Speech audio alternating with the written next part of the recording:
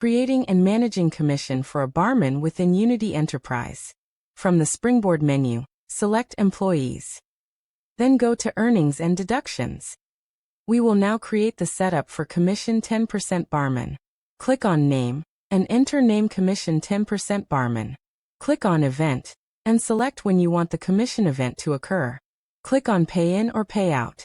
Select Pay In, if the employee is paying in money. Select Payout, if the employee is receiving money.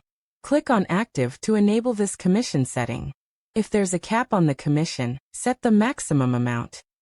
Click on Pay Reason, and choose the Commission 10% Barman. Now we will add an action. First we click on the plus icon to add an action. In Calculation, select your preferred option for how the earnings should be calculated. In Calculation Type, select the preferred calculation type. Next, in Calculation Value, enter the specific percentage. Now click on Maximum Amount, and enter the preferred maximum amount. Time to define conditions. Conditions dictate when the commission earning applies. This might include specific sales targets, service types, or employee designations. We start by clicking on Description, where we enter a descriptive name. Next we click on Condition Type and select Designations.